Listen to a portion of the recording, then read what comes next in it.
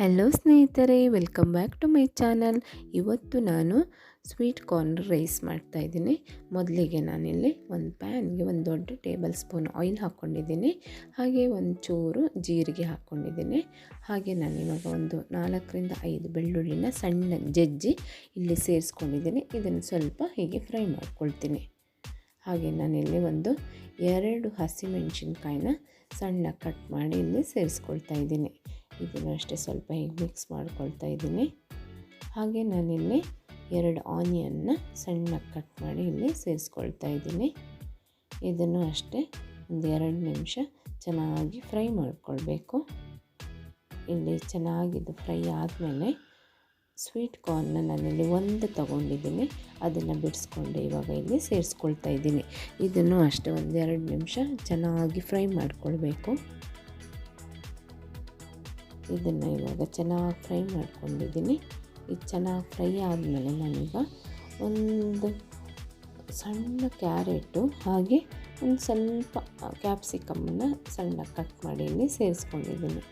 ಇದನ್ನು ಅಷ್ಟೇ 1 ನಿಮಿಷ ಹೀಗೆ ಚೆನ್ನಾಗಿ ಫ್ರೈ ಮಾಡಿಕೊಂಡು ಇದಕ್ಕೆ ರುಚಿಗೆ ತಕ್ಕಷ್ಟು ಉಪ್ಪನ್ನು ಸೇರಿಸ್ಕೊಳ್ತಾ ಇದ್ದೀನಿ.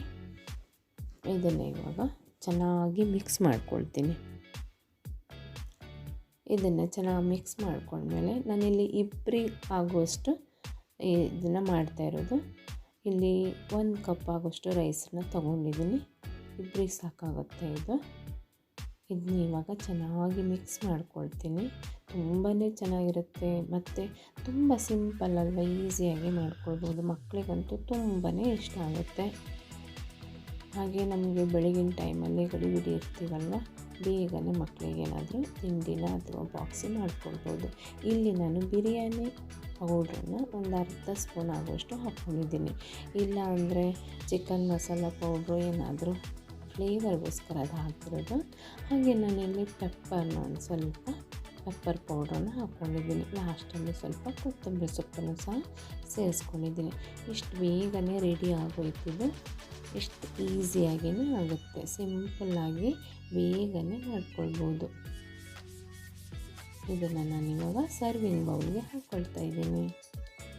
ಇಷ್ಟೊಂದು 5 ನಿಮಿಷದಲ್ಲೇ ಇದೆಲ್ಲ ರೆಡಿ ಇಟ್ಕೊಂಡ್ರೆ 5 ನಿಮಿಷದಲ್ಲೇ ರೆಡಿ ಆಗಿಬಿಡುತ್ತೆ. ಅಂದರೆ ಆನಿಯನ್ನು ಎಲ್ಲ ಆ ಟೈಮೆಲ್ಲ ಕಟ್ ಮಾಡ್ಕೊಂಡ್ರೆ ಆಯಿತು. ಹಾಗೆ ಕಾರ್ನೆಲ್ಲ ಬಿಡಿಸಿಟ್ಕೊಂಡ್ರೆ ರೈಸ್ ಏನಾದರೂ ರೆಡಿ ಇದ್ದರೆ ಪಟ್ ಅಂತ ಆಗಿಬಿಡುತ್ತೆ. ತುಂಬ ಸಿಂಪಲ್ಲಾಗಿ ಈಸಿಯಾಗಿ ಇದೆ. ಒಂದು ಸಲ ಟ್ರೈ ಮಾಡಿ. ಇಷ್ಟ ಆದರೆ ಒಂದು ಲೈಕ್ ಮಾಡಿ, ಸಬ್ಸ್ಕ್ರೈಬ್ ಮಾಡಿ. Thank you for watching.